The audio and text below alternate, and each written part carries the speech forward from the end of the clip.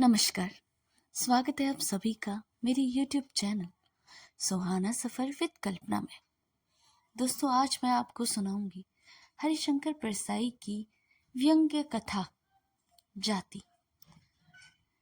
जाति हरिशंकर परसाई की एक ऐसी सामाजिक लघु कथा है, या यूं कहें, इस लघु कथा में लेखक ने समाज की एक ऐसी रूकड़ मानसिकता को उजागर करने का प्रयास किया है जिसमें मनुष्य अपने तथाकथित विचारधारा और प्रतिगामिता को नियोजित ठहराने के लिए तथा उस पर टिके रहने के लिए कैसे एक ही शब्द को समय और परिस्थिति के अनुसार अलग अलग अर्थों में उपयोग करता है, जो समाज को विभिन्न जातियों में बांटती है। हर जाति के लिए खास काम और सामाजिक नियम भी तय करती है। इस विचारधारा के कारण भेदभाव, असमानता व जातिवाद, अर्थ कास्टिज्म जैसे सामाजिक बुराइयां जन्म लेती हैं, जो आधुनिक समाज में भी बनी हुई है और राजनीतिक व अर्थव्यवस्था को भी प्रभावित करती है। तो प्रस्तुत है हरिशंकर परसाई की एक सामाजिक लघु कथा जाति। कारखाना खुला, कर्मचारियों के लिए बस्ती बन गई। ठाकुरपुरा से ठाकुर साहब और ब्राह्मणपुरा से पंडित जी कारखानों में नौकरी करने लगे और पास पास के ब्लॉक में भी रहने लगे। ठाकुर साहब का लड़का और पंडित जी की लड़की दोनों जवान थे। उनमें पहचान हुई और पहचान इतनी बड़ी कि दोनों ने शादी करने का निश्चय किया। जब प्रस्ताव आया तो पंडित जी ने कहा, ऐसा कभी हो सकता है भला? ब्राह्मण की लड़की ठाकुर से शादी करे, जाति चली जाएगी। ठाकुर साहब ने भी कहा कि ऐसा नहीं हो सकता, पर जाति में शादी करने से क्या हमारी जाति चली जाएगी?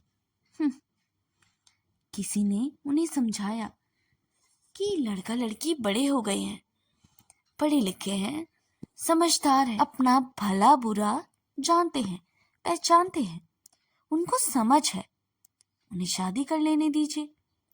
अगर शादी नहीं की तो वे भी चोरी छिपे मिलेंगे और तब जो उनका संबंध होगा वह विचार कहलाएगा। इस पर ठाकुर साहब और पंडित जी एक ही स्वर में बोले, होने दो, व्यभिचार से जाति नहीं जाती है, शादी से जाती है। तो दोस्तों, यह व्यंग कथा यहीं पर समाप्त होती है। तो दोस्तों, अगर हम हरिशंकर परसाई की कहानियों में, उनकी कहानियों में वे सरल और हास्यपूर्ण भाषा और समाज की कुरीतियों, पाखंड, भ्रष्टाचार और विसंगतियों पर भी तीखा व्यंग करते हैं,